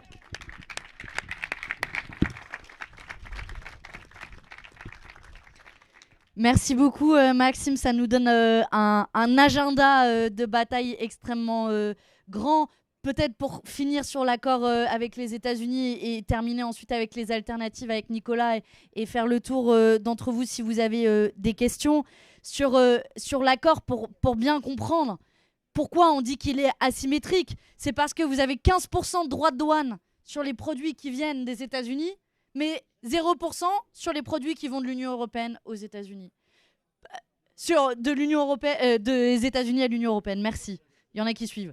Donc 0% sur les produits qui viennent des États-Unis à l'Union européenne et 15% sur les produits qui vont de l'Union européenne aux États-Unis. Déjà, c'est le b.a.-ba de la symétrie et du problème. Mais en plus de ça, l'Union européenne a rajouté un engagement à acheter 750 milliards de dollars de quoi ? D'énergie polluante. Gaz de schiste, oui. Gaz de schiste, pétrole, etc. Et qui est dans des proportions qui n'ont rien à voir avec le commerce actuel qu'on fait sur ces énergies, qui sont évidemment complètement contraires aux accords de Paris là aussi. Mais ça ne suffisait pas, alors l'Union européenne a rajouté un engagement en plus à 600 milliards de dollars d'investissement aux États-Unis, alors que ce n'est même pas dans la compétence de l'Union européenne. Mais vous savez, Ursula von der Leyen, elle aime bien s'attribuer ce type de compétences-là qui sortent de nulle part. Mais ça suffisait toujours pas à son seigneur Donald Trump. Alors on a rajouté en plus un engagement assez flou à acheter de l'armement aux États-Unis, le tout dans le cadre d'un nouvel engagement des États de l'OTAN à 5% d'investissement dans les dépenses militaires. Pour vous donner une idée, voici en quoi l'accord avec les États-Unis consiste. C'est, Maxime l'a justement dit, une forme non seulement de capitulation, mais de vassalisation de l'Union européenne au service des intérêts américains. Parce que ça redessine complètement l'économie au niveau international, avec un seul objectif. Je veux dire, Donald Trump, on le prend pour un imbécile, etc. C'est juste un prédateur. Un prédateur qui vient, tel un colon, coloniser l'économie européenne. Et donc, il va nous rendre dépendants aux États-Unis, dans le même temps où il assure un débouché aux entreprises et aux industries américaines. Et à la fin, évidemment que l'Union européenne va être perdante à plusieurs niveaux. D'abord parce que notre économie sera essentiellement exportatrice, d'une part, et d'autre part, parce que on sera évidemment dépendant des États-Unis pour un certain nombre de produits, de marchandises, et qu'à la fin, l'économie européenne va se retrouver comprimée, la demande va se retrouver comprimée, et c'est toute l'économie européenne qui va basculer. Et donc face à ça, pour se donner aussi une perspective de combat, nous, on a dit très clairement que c'est un point de non-retour qu'a atteint la Commission européenne avec ce nouveau passage en force sur cet accord de libre-échange avec les États-Unis, qui viennent se rajouter à l'accord de libre-échange avec le Mercosur, qui vient se rajouter par ailleurs à la complicité de l'Union européenne sur le génocide à Gaza, etc. Raison pour laquelle, parce que vous savez, à la France Insoumise, on aime bien les motions de censure, alors qu'est-ce qu'on va faire au niveau européen ? On va proposer de déposer une motion de censure pour faire tomber la Commission européenne d'Ursula von der Leyen et ses projets de libre-échange avec les États-Unis, mais aussi avec le Mercosur, parce qu'à la fin, ce sera la seule perspective qu'il nous reste. S'ils ne comprennent pas le message, eh bien, il faut utiliser tous les outils institutionnels qui sont les nôtres. Et j'ai pas le temps ici d'aller dans le détail, mais on aura le temps demain dans la conférence antifascisme de comment on va mettre les fachos face à leur responsabilité sur cette motion de censure. Mais pour vous dire que là aussi, on aura de quoi réagir. Je termine avec Nicolas. Une fois qu'on a fait tomber tout le monde, On fait la démonstration qu'il y a un modèle alternatif, notamment sur le modèle agricole, juste en 2-3 minutes, et après on prend quelques questions. Merci Manon. Ouais, rapidement, dire que on a la possibilité de construire autre chose. Enfin, des slogans de la conf et d'autres, c'est un autre monde est possible. Un autre modèle agricole est possible, ça c'est clair. On en fait la preuve tous les jours dans nos territoires ruraux avec des paysans qui résistent. Juste dire que pour combattre le libre-échange, il faut forcément un autre modèle agricole, une agriculture plus autonome, plus économe, plus écologique, plus productrice d'alimentation que productrice d'exportation comme elle l'est aujourd'hui. Et c'est construire nos droits. C'est arriver à construire nos droits au sein de ces alternatives, des droits pour les paysans et les paysannes, des droits aux revenus, des droits au travail, c'est-à-dire accès à la terre, accès à l'eau, accès aux moyens de production, et le droit à l'alimentation pour toutes et tous. Une alimentation saine, de qualité et choisie. Ça, c'est les droits qu'il faut qu'on arrive à construire dans nos différentes alternatives. Et pour ça, la base que nous on voit en termes d'agriculture, c'est arriver à protéger notre agriculture et à répartir les moyens de production. Répartir les moyens de production, c'est les batailles sur le foncier, c'est les batailles sur la PAC, les subventions européennes, comment est-ce qu'on répartit les moyens de production et nos capacités à produire et nos orientations à produire autre chose. C'est comment est-ce qu'on protège et on répartit l'accès à l'eau, qui est un gros combat de la Confédération paysanne. C'est comment est-ce qu'on arrive à installer davantage de paysannes et de paysans pour arriver à mener les transitions. Enfin, faut pas se leurrer, on n'arrivera pas à mener les transitions et à faire des alternatives avec toujours moins de paysannes et de paysans. Faire les alternatives, passer à une agriculture paysanne, à une agriculture biologique ou à une agriculture sans pesticides, c'est plus de temps, c'est plus de savoir, c'est plus de cerveau paysan. Ça nécessite du temps, ça nécessite du monde. Donc, il va falloir mener ces transitions-là et installer davantage de monde dans nos campagnes. Et pour ça, pour arriver à ce que ces paysans-là ne soient pas mal rémunérés, ne soient pas mal installés et n'arrivent pas à s'en sortir, il faut des mesures politiques nationales et européennes qui les protègent. Il faut une PAC qui soit orientée vers l'actif, vers la transition écologique et vers l'alimentation. Il faut revenir à des moyens de protection des marchés, c'est-à-dire des quotas ou une maîtrise des volumes, en tout cas, qui soient pensés et mis en place.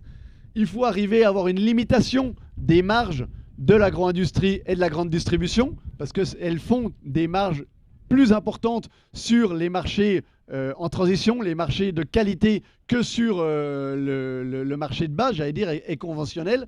Donc là, il y a un travail et une bataille à mener. Et il va falloir aussi, à l'intérieur de l'Union européenne, se battre pour des éléments qui permettent de limiter la concurrence. Là, on parlait de la concurrence à l'international, mais la concurrence en intra-européen, elle existe. Un exemple très rapide, c'est sur les fruits et légumes. On arrive à importer des produits espagnols, des fruits et légumes espagnols qui sont produits avec tout simplement des esclaves marocains, algériens dans les serres en Espagne, qui arrivent sur les marchés français à des prix très en dessous de ce qu'on est capable de produire en France et qui empêchent tout simplement les producteurs de fruits et légumes français à continuer à produire et à effectuer les transitions pour se passer de produits phytosanitaires. Donc en un mot, mener les transitions pour monter des alternatives, c'est protéger notre agriculture, c'est des mesures de limitation des volumes.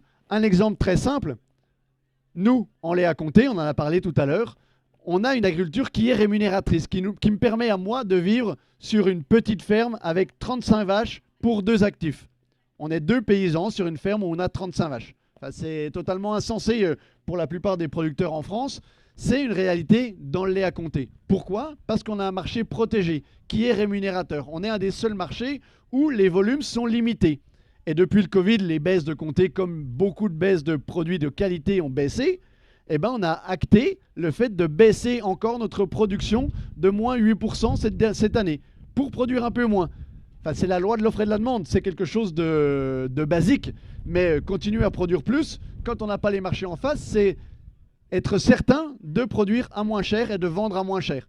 Et la seule réponse ensuite pour les paysans quand on vend à moins cher, c'est de s'agrandir, c'est de produire plus.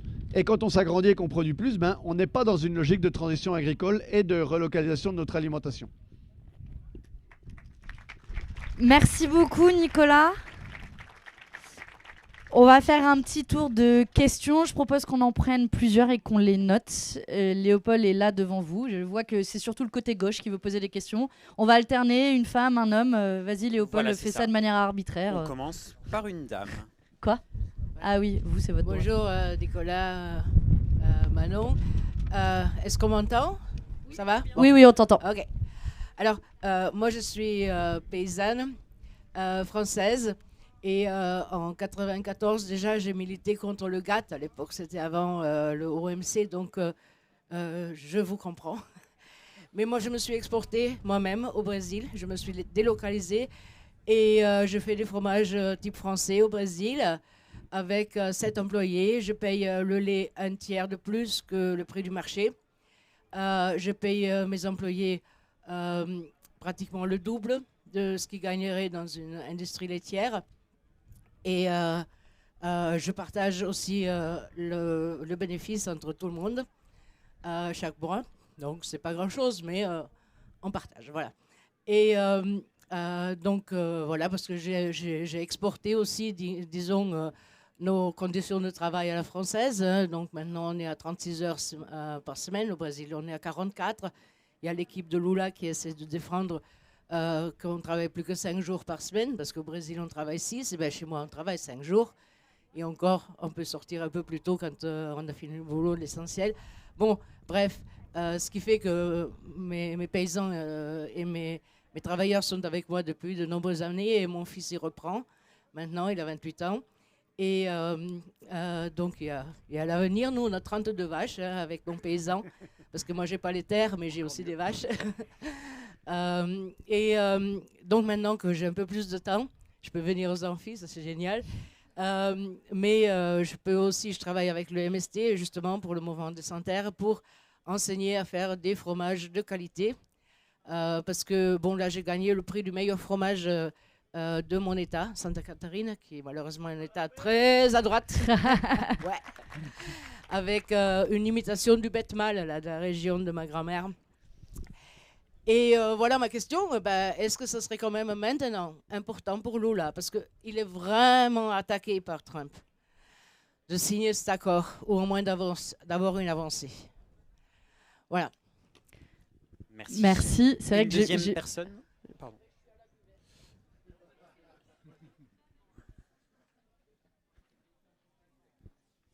Bonjour à vous trois. Ça rejoint la question de ma camarade. J'ai vécu 2 ans au Brésil et du coup j'ai pu me rendre compte de la taille en fait. Le Brésil c'est 11 fois la France. Voilà, donc 17. Voilà, c'est pour se rendre compte de l'immensité voilà, des propriétés que tu citais Manon. Moi ma question c'est par rapport à Lula aussi. Finalement Lula et le PT est considéré comme un allié politique. Parti des travailleurs, le voilà, PT. Exactement, voilà, le PT, Parti des travailleurs, qui est considéré comme un allié politique pour la France insoumise. On aime bien prendre des photos avec Lula, etc. Et je sais que voilà, Jean-Luc Mélenchon et la France insoumise a déjà cité le Mercosur et qu'on a des positions différentes par rapport à ça avec Lula. Donc ouais, je voulais savoir à quel point voilà, comment on se situe par rapport à ça via un allié politique par rapport au Mercosur, dans le sens où voilà, Lula pousse pour qu'il soit signé et nous on pousse pour qu'il ne le soit pas. De ce côté-là, peut-être je voulais une dame, moi, pardon. Alors, excusez-moi. Après. Oui, bonjour. Dans les alternatives que tu as proposées, Nicolas, je n'ai pas entendu l'alternative de réunir le monde paysan, parce qu'il y a quand même un gros souci. C'est-à-dire que moi, je suis députée sur une circonscription rurale, enfin à moitié rurale, à moitié urbaine. Et évidemment, j'ai le triste record des permanences dévastées, mais ça, c'est pas grave, j'assume. Mais donc, la coordination rurale et les jeunes agriculteurs, enfin la FNSEA, tu les as cités, ils ne sont pas du tout d'accord avec tout ce que vous venez de dire. C'est-à-dire qu'à part le Mercosur, tout le reste, c'est une catastrophe. Et moi, donc je suis en Gironde, hein, donc moi c'est de la viticulture. Donc tout à l'heure, Maxime disait c'est pas la France, etc. Sauf que les petits, tu disais c'est pas la France qui gagne, c'est les grands groupes LVMH, etc. En effet, absolument. Et après, il y a une catastrophe aussi réelle sur le terrain. C'est la misère totale. Hein, l'entre-deux-mer aujourd'hui, à l'est de Bordeaux, c'est une catastrophe. Mais par contre, les paysans, ils sont pas. Enfin, la France insoumise, pour eux, c'est des épouvantails. Et les écologistes, c'est des épouvantails.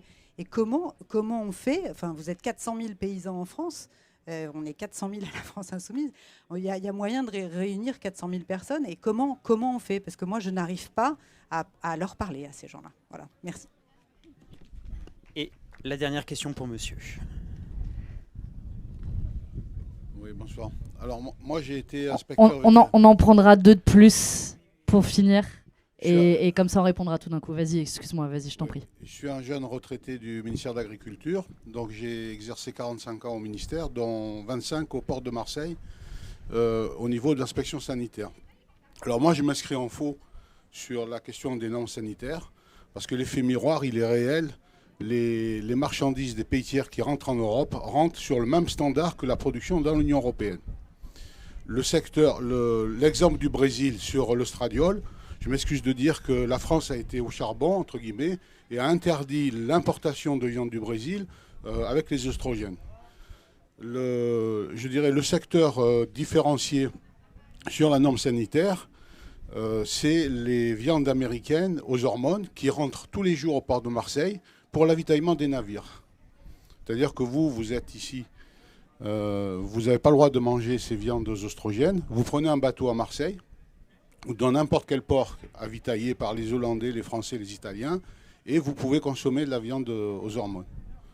Voilà. Donc moi, je m'inscris en faux complètement sur l'aspect sanitaire. La question du Mercosur, on parle du Brésil, mais on pourrait parler du Venezuela aussi. Hein. Je pense qu'ils ont aussi des attentes.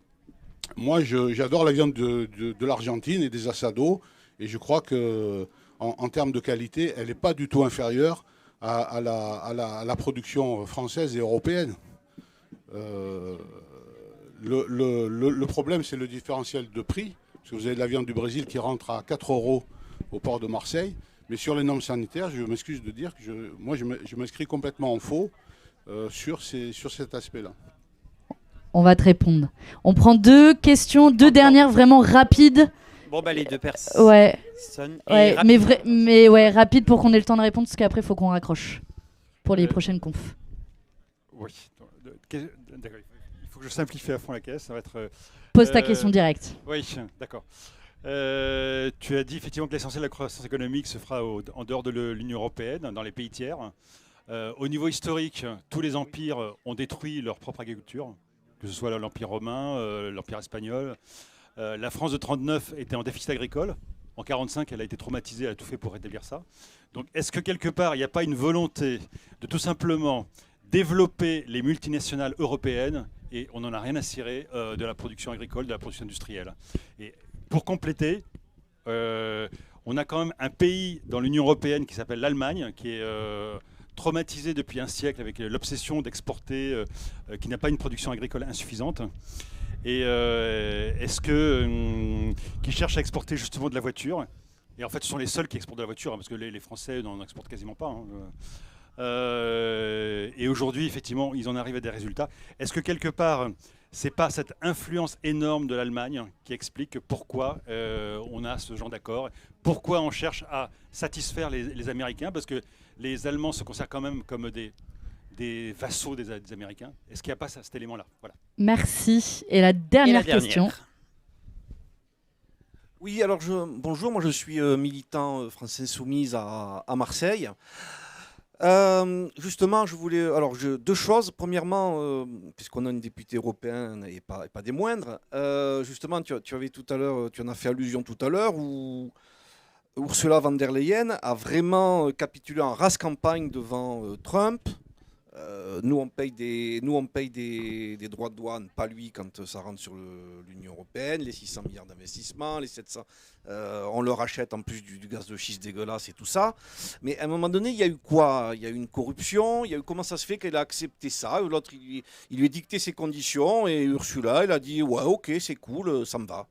Qu'est-ce qui à un moment donné a fait que voilà, elle a accepté ça? Mais c'est passé crème. On en a vu de l'extérieur en tant que simple citoyen, quand on voit ça dans les médias, c'est passé crème. Je ne comprends pas ce qui s'est...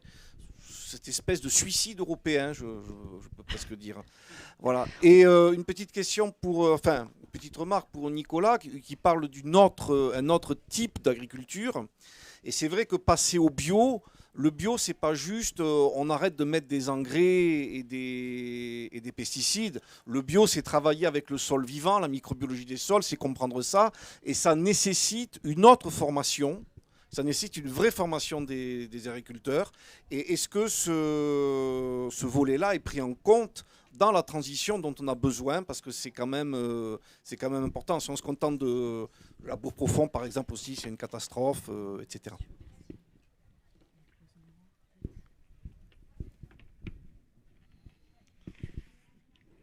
Ça fait beaucoup de questions.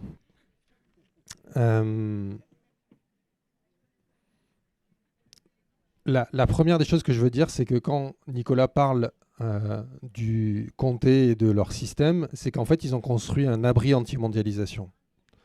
La question est de savoir si cet abri anti-mondialisation peut se généraliser de proche en proche avec que des AOP, des dispositifs de ce type-là, ou est-ce qu'on a besoin de régulations publiques qui permettent de créer cet abri anti-mondialisation pour l'ensemble des activités qu'on juge stratégiques et importantes à protéger sur le territoire européen? Ma conviction, c'est qu'on a besoin des deux. On a besoin de développer ces alternatives concrètes sur le terrain qui existent et qui permettent de construire réellement des abris anti-mondialisation. Et d'une certaine façon, pour ceux qui le peuvent, manger bio, manger local, c'est aussi la construction sur votre marché local. C'est aussi des abris de ce type-là qui permettent à des producteurs de ne pas être dépendants de ces marchés mondiaux. Mais on a besoin de régulation publique. Et ça, je pense que vous en êtes convaincus si vous êtes ici et tout cela. Mais voilà, c'est donc de dire qu'on a besoin des deux.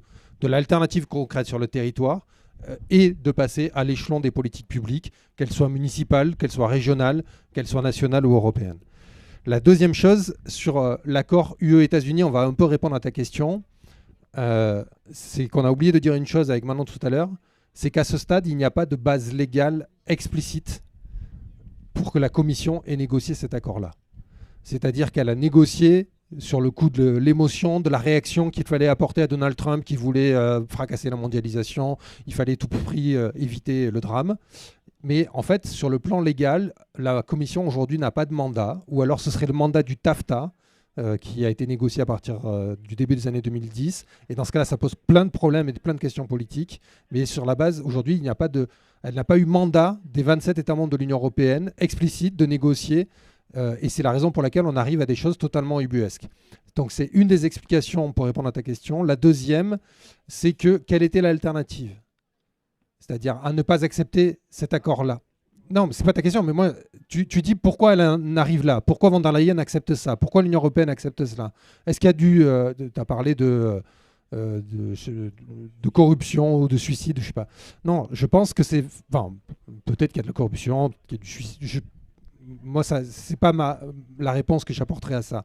La réponse, de mon point de vue, c'est que l'alternative à cet accord-là, c'était de construire un rapport de force avec les États-Unis. C'était de valider le fait que les États-Unis ne sont plus l'allié indiscutable, sans aucune remise en cause possible, éternelle de l'Union européenne. C'était acter le fait qu'il fallait sortir de cette logique consistant à laisser penser que la mondialisation est notre horizon indépassable et qu'il fallait donc construire des politiques alternatives en Europe. Ça, c'était un seuil que la Commission n'était pas prête, que la Commission et les 27 États membres n'étaient pas prêts à franchir au printemps et ils ne le sont toujours pas, a priori. Et Emmanuel Macron, dans son discours, qui dit aujourd'hui non, cet accord il ne me convient pas, tout ça.